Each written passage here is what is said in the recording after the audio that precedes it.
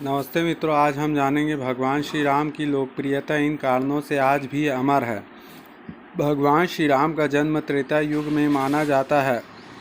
धर्मशास्त्रों में विशेषता पौराणिक साहित्य में उपलब्ध आंकड़ों के अनुसार एक चतुर्युग में 43,20,000 वर्ष होते हैं, जिसमें कलयुग के 4,32,000 वर्ष तथा द्वापर के 8,84,000 वर्ष होते हैं। श्री राम का जन्म त्रेता युग में अर्थात द्वापर युग में हुआ था। चूँकि कलयुग का अभी प्रारंभ ही हुआ है, लगभग 5,100 वर्ष ही बीते हैं और श्री राम जी का जन्म त्रेता के अंत में हुआ था तथा अवतार लेकर धरती पर उनके वर्तमान रहने का समय परंपरागत रूप से 11,000 वर्ष माना गया है। अतः द्वापर युग के 8,64,000 वर्ष प्लस श्री राम की वर्तमानता के 11,000 वर्ष प्लस द्वापर युग के अंत में अब तक बीते 5,100 वर्ष, कुल 8,80,100 वर्ष होते हैं। अतएव परंपरागत रूप से भगवान श्री राम जी का जन्म लगभग 8,80,100 वर्ष पहले माना जाता है। एक आदर्श पुत्र, आदर्श भाई, आदर्श पति, आदर्श पिता, आदर्श शिष्य, आदर्श योद्धा और आदर्श राजा के रूप में यदि किसी का नाम लेना हो तो भगवान श्री राम का ही नाम सबकी जुबान पर आता है। इसलिए राम राज्य की महिमा आज लाखों वर्षों के बाद भी गाई जाती है। भगवान श्री राम के सद्गुण ऐसे विलक्षण थे कि पृथ्वी के प्रत्येक धर्म, संप्रदाय और जाति के लोग उन सद्गुणों को अपनाकर लाभान्वित हो सकते हैं। भगवान श्री राम सार गर्भित बोलते थे। उसमें कोई मिलने आता तो वह यह नहीं सोचते थे कि पहले वह बात शुरू करे या मुझे प्रणाम करे। सामने वाले को संकोच ना हो, इसलिए श्री राम जी अपनी तरफ से ही बात शुरू कर देते थे। श्री राम जी प्रसंगोचित बोलते थे। जब उनके राज दरबार में धर्म की किसी बात पर निर्णय लेने समय दो पक्ष हो जाते थे, तब जो पक्ष उचित होता श्री राम जी उनके समर्थन में इतिहास, पुराण और पूर्वज के निर्णय उदाहरण रूप में कहते, जिससे अनुचित बात का समर्थन करने वाले पक्ष को भी लगे कि दूसरे पक्ष की बात सही है।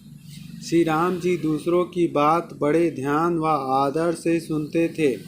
बोलने वाले जब तक स्वयं तथा औरों के अहित की बात नहीं कहता, तब तक वे अपनी बात सुन लेते थे। जब वह किसी की निंदा आदि की बात करता, तब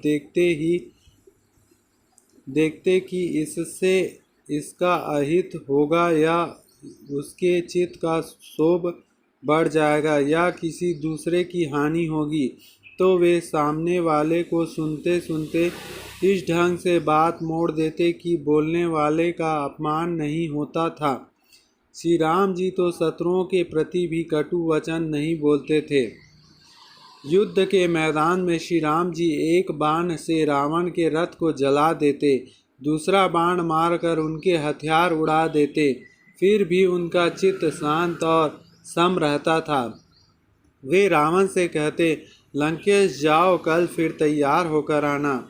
ऐसा करते करते काफ़ी समय बीत गया तो देवताओं का चित्त हुई कि राम जी को क्रोध नहीं आता, वे तो समता साम्राज्य में स्थिर हैं, फिर रावण का नाश कैसे होगा।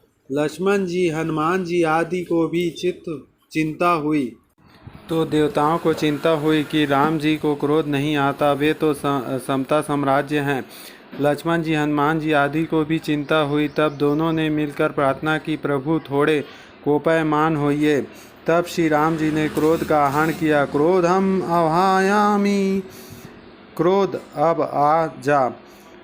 श्री राम जी क्रोध का उपयोग तो करते थे, किंतु क्रोध के हाथों में नहीं आते थे। श्री राम जी को जिस समय जिस साधना की आवश्यकता होती थी वे उसका उपयोग कर लेते थे। श्री राम जी को अपने मन पर बड़ा विलक्षण नियंत्रण था। चाहे कोई 100 अपराध कर दे, फिर भी श्री राम जी अपने चित्त को क्षुब्ध नहीं होने देते थे। श्री राम जी अर्थव्यवस्था में भी निपुण थे। शुक्र नीति और मनुस्मृति से भी आया है कि जो धर्म, संग्रह, परिजन और अपने लिए इन 4 भागों के अर्थ को ठीक से व्यवस्था करता है, वह आदमी इस लोक और परलोक में सुख आराम पाता है। श्री राम जी धन के उपार्जन में भी कुशल थे और उपयोगी भी थे। जैसे मधुमक्खी पुष्पों को हानि पहुँचाए बिना उनके परागकण ले लेती है, ऐसे ही श्री राम जी प्रजा के ऐसे ढंग से कर टैक्स लेते थे कि प्रजा को बोझ नहीं पड़ता था। वे प्रजा के हित का चिंतन कर उसके भविष्य का सोच विचार करके कर लेती थी। प्रजा के संतोष तथा विश्वास संपादन के लिए श्री राम जी राज्य सुख, गृहस्थ सुख और राज्य वैभव का त्याग करने में भी संकोच नहीं करते थे। इसलिए श्री राम जी का राज्य आदर्श राज्य माना जाता है। राम राज्य का वर्णन करते हुए श्री रामचरितमानस में आता है, वर्ण श्रम निज निज धर्म निरत, वेद पथ हो लोग, चलहि सदा पावहि सुखहि नहीं, भय शोक ना रोग। राम राज्य में सब लोग अपने अपने वर्ण और आश्रम के अनुकूल धर्म में तत्पर रहते थे और सुखी पाते थे। उन्हें ना किसी बात का भय, ना शोक का, ना कोई रोग ही सताता है। राम राज्य में किसी को अध्यात्म, आदि दैविक और आदि भौतिक ताप नहीं व्यापते। सब मनुष्य परस्पर प्रेम करते हैं और अपने अपने धर्म का पालन करते हैं। धर्म अपने चारों चरण सत्य, शौच, दया और दान के से जगत में परिपूर्ण हो रहा है। स्वप्न में भी कहीं पाप नहीं है। पुरुष और स्त्री सभी राम भक्त के परायण हैं और सभी परम गति मोक्ष के अधिकारी हैं। स्रोत ऋषि प्रसाद पत्रिका, मार्च 2010। देश के नेता में भी भगवान श्री राम के कुछ गुण ले तो प्रजा के साथ साथ उन नेताओं का भी कितना कल्याण होगा, यह अवर्णनीय है और सदियों तक यश फैला रहेगा। रामनवमी को राम राज्य की स्थापना का संकल्प करेंगे। राम राज्य में प्रजा धर्मचारणीय थी, इसलिए उनको भगवान श्री राम जैसे सात्विक राज्यकर्ता मिले और वे आदर्श राम राज्य का उपभोग कर पाए। इसके साथ यदि हम भी धर्मचरणीय और ईश्वर का भक्त बने तो पहले के समान ही राम राज्य धर्माधिष्ठान हिंदू राष्ट्र अब भी अविरत अवतरित होगा। नित्य धर्मचरण और धर्माधिष्ठित राज्य कार्य भार से आदर्श राज्य कार्य करने वाले मर्यादा पुरुषोत्तम अर्थात प्रभु श्री राम प्रजा का जीवन संपन्न करने वाले अपराध, भ्रष्टाचार आदि के लिए कोई स्थान नहीं। ऐसे राम राज्य की ख्याति थी। ऐसे आदर्श राज्य हिंदू राष्ट्र स्थापना का निर्धारण निश्चय करेंगे। जय श्री राम।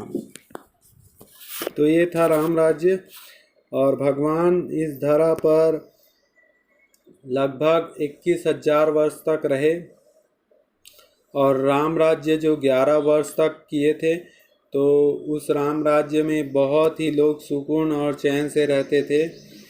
तो ऐसी ही कल्पना फिर से हम करना चाहते हैं, जल्दी राम मंदिर बने और राम राज्य आए। जय श्री राम।